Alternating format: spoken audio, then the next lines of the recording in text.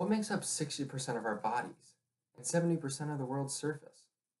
And strangely enough, what does 35% of the world not have proper access to? If you guessed water, you're spot on. Water is an essential part of life. A human can go weeks without food, but only 3 or 4 days without water. We have a sufficient supply of fresh water on our planet, but still millions of people, most of them children, die every year from diseases associated with inadequate water supply, sanitation, and hygiene. Diseases like E. coli, hepatitis A, malaria, and many more. Think of life without clean water, a life full of worry, a life wondering if you're going to be able to get a clean drink of water, a life worrying every time you come in contact with water, wondering if you're going to get a disease that will kill you, wondering if it's going to be your last sip. This would affect every aspect of your life. It would affect your life choices, your educational opportunities, and even your food security. Look around you. Pick out 4 people. What if I told you that in 2050, that one of those people is likely to live in a place that is affected by chronic or repeated shortages of fresh water? This is the reality that we face. This is why a change needs to be made. 1 million kids a year don't make it to the age to go to kindergarten because they can't get access to clean water, which is absolutely ridiculous.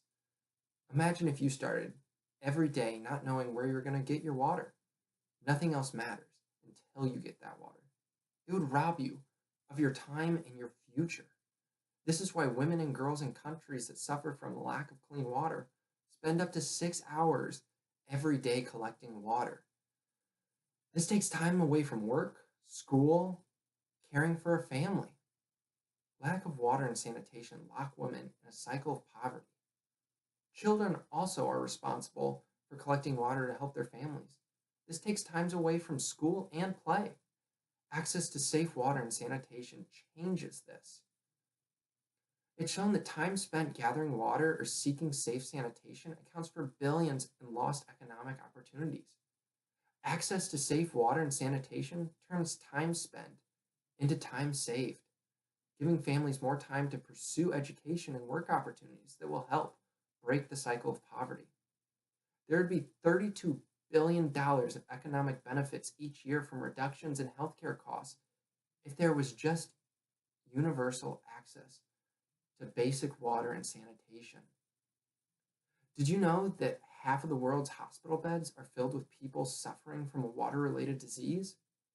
Probably not, because most of these waterborne diseases aren't found in developed countries because of the sophisticated water systems and filter and chlorinate water to eliminate all disease-carrying organisms. But typhoid fever and many other diseases still run rampant in developing parts of the world.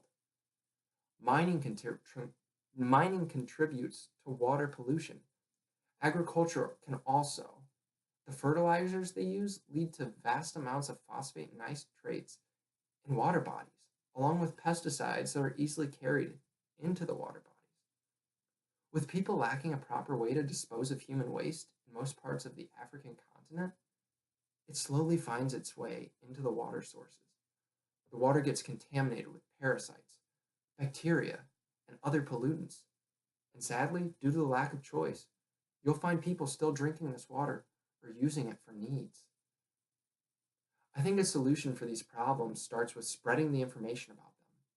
People are clueless to these problems because they're not affected by it in their daily life. But the sad reality is that people suffer every day. You could impact a small group.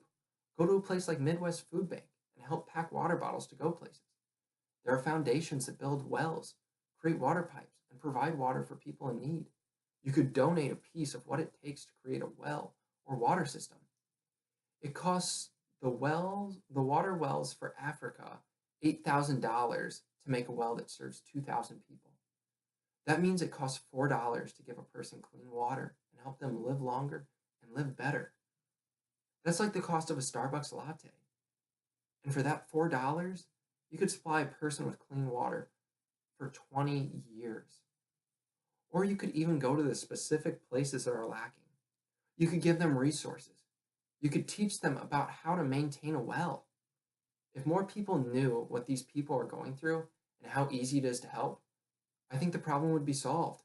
That's why advocating for the problem is how to get to the solution.